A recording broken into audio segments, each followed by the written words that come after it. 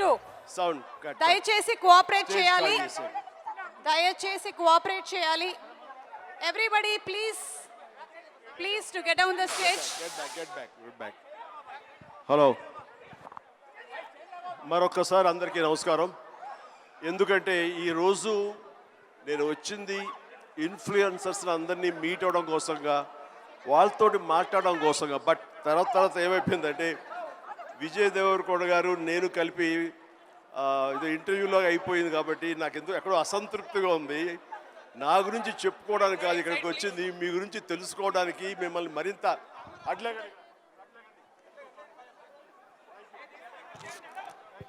Thank you. So నేను ఒక రకంగా ఎంత అదృష్టవంతుడంటే బ్లాక్ అండ్ వైట్ ఫిలిమ్స్ దగ్గర నుంచి నా ఎంట్రీ ఉందనుకుంటే మహామహల్తో నటించాను. ఆ తర్వాత మోడర్న్ టైమ్స్లో కూడా నేను ఉన్నాను. ప్రతి సంధి సమయంలో అంటే నేను ఒక వారధిలాగా ఉన్నానన్న భావన. రామారావు గారు, నాగేశ్వరరావు గారు, సోమన్ బాబు, కృష్ణ, ఇక కృష్ణరాజు గారు, మురళీమోహన్ గారు, ఇట్లా అలాంటి వాళ్ళతో అందరితో నటించే అవకాశం నాకు కలిగింది మహానటి సావిత్రి గారితో. అదే రకంగా ఈరోజు కూడా నా కొనసాగుతున్నానంటే ఐఎమ్ సో బ్లెస్డ్. సో అదేవిధంగా టెక్నాలజీ విషయంలో ఒక చిన్న విషయం చెప్పాలి, చిన్న తమాషాగా ఉంటుంది. నేను పొలిటికల్గా ఒక 9 months ఉన్న తర్వాత మళ్ళీ రీఎంట్రీ ఇచ్చిన తర్వాత నేను టు మై సర్ప్రైజ్ సెట్లో ఫస్ట్ షాట్ తీస్తున్నప్పుడు రెడీ యాక్షన్, ఎక్స్క్యూజ్ మీ, ఏంటి ఇక్కడ క్లాప్ ఎవరు పెట్టలేదు ఏంటి అన్నాను. ఎందుకంటే ప్రతి షాట్కి క్లాప్ కొట్టి అలవాటు దగ్గర నేను ఎగ్జిట్ ఇచ్చాను. తిరిగి వచ్చేసరికి ఎవరు క్లాప్, సార్ ఏమనుకోదు, ఇప్పుడు క్లాప్ బోర్డ్స్ లేవండి, క్లాప్ బోర్డు ఊరి ముహూర్తం దగ్గర పెడతాం తప్ప ఇంకోటి లేదు. ఓ అంతగా మారిపోయిందా, వావ్ అనుకున్నాను.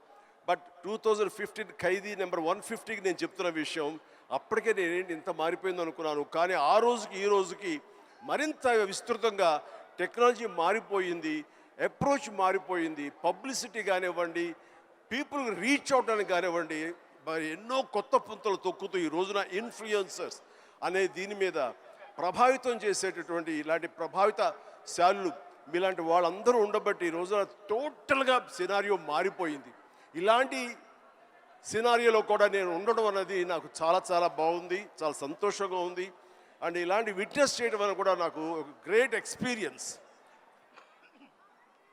అండ్ ఎంతగా నేను కూడా ఎడిక్ట్ అయిపోతున్నానంటే స్లోగా ఏ పని చేసుకుంటున్నా సరే మధ్య టైం దొరికితే జస్ట్ చూస్తూ ఆ రీల్సో మీమ్సో లేకపోతే అవన్నీ చూసుకుంటూ, ఆ టిక్ టాక్లు ఉన్న రోజుల్లో టిక్ టాక్ లాంటి ఇంకో అదర్ది చూసుకుంటూ అండ్ ఇన్స్టా చూసుకుంటూ ఉంటే ఎంత తెలియకుండా టైం పాస్ అయిపోతుంది. వావ్ ఏంటిది, ఇంత టెక్నాలజీ, ఇంత హైలీ టాలెంటెడ్ పీపుల్ ఉన్నారు అని చెప్పేసి వాళ్ళందరూ చూస్తే ఎంతో ముచ్చటగా ఉంది. ఈ రోజున స్టేజ్ మీదకి వచ్చినట్టు 5-6 మందిని కలిసారు, ఇక్కడ మరెంతో మంది ఉన్నారు. మీరందరినీ నేను దగ్గర చూస్తే కనుక ఎక్కడో ఎప్పుడో మీ గురించి చూసిన వాడినే అవుతాను. అంటే ఆల్ నూక్ అండ్ కార్నర్కి పెనిట్రేట్ అవడానికి, మీ కుతూహలం చెప్పుకోవడానికి ఈ రోజున ఈ మొబైల్, ఈ యొక్క టెక్నాలజీ ఎంతగా ఉపయోగపడింది అంటే అంత ఇంత కాదు. ఇది మీకు డబ్బులు తెచ్చిపెట్టడమే కాకుండా మీకు కీర్తిని, గుర్తింపు కూడా తీసుకొచ్చింది. కాబట్టి ఇలాంటి దాన్ని చక్కగా వినియోగించుకుంటూ మీరు మీ కుటుంబానికి ఉపయోగపడుతూ ఫైనాన్షియల్గా మీరు స్ట్రెంగ్తన్ అవుతూ తద్వారా మీరు సెలబ్రిటీస్ అవుతూ ఎక్కడికి వెళ్ళినా సరే గుర్తింపు తెచ్చుకుంటూ ఉంటున్నారు.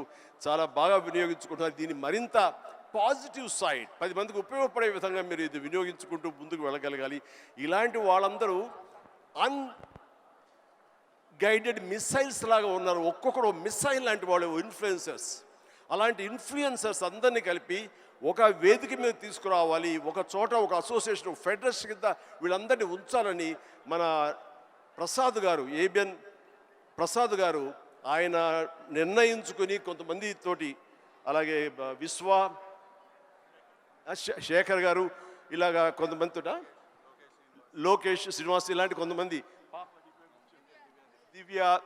కోడి దివ్య అండ్ ఇలాంటి వాళ్ళందరూ కొంతమంది ఒక గ్రూప్గా ఏర్పడి మేము వాళ్ళందరికీ ప్రొటెక్షన్గా ఉంటాము, వాళ్ళకి కావాల్సినటువంటి జీవిత బీమా కానివ్వండి, హెల్త్ కార్డు సంబంధించినవి ఇవన్నీ ఇస్తూ వాళ్ళకు భరోసాను కల్పిస్తూ వాళ్ళకు ఒక గుర్తింపుని కలగజేస్తూ వాళ్ళందరికీ ఒక అసోసియేషన్ ఉన్నామంటే ఆ బలం వేరు.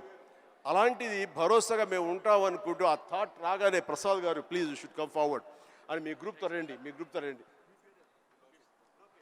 లోకేష్, వీళ్ళందరూ కూడాను చాలా ఎన్ని కష్టాలు రావచ్చు, వాళ్ళకి ఎదురు ప్రతికూల పరిస్థితి కూడా ఉండొచ్చు, వీటిని అధిగమించి మనం చెయ్యాలి అని నిస్వార్థంగా ఇంతమంది ఇన్ఫ్లుయెన్సర్స్ ఉన్నారు. ఇది power.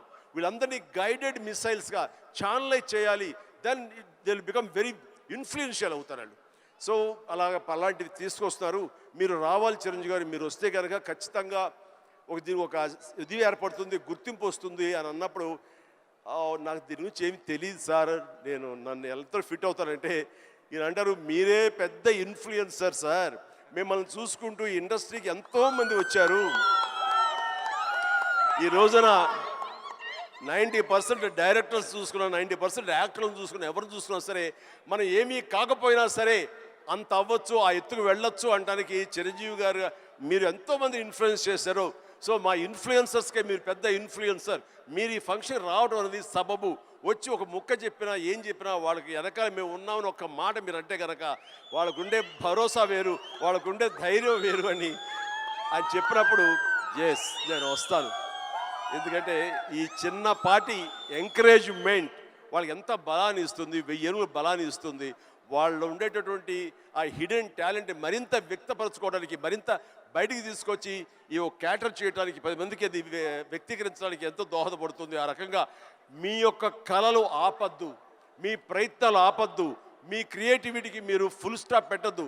It is on going ప్రాసెస్గా చేస్తున్న ఎంత మీరు చర్న్ చేస్తే అంతకంతగా అది బయటకు వస్తుంది.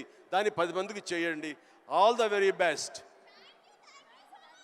Thank you. కానీ దీనివల్ల చిన్న గొడవ జరుగుతాయి మాకు ఇంట్లో, అది చెప్తాను.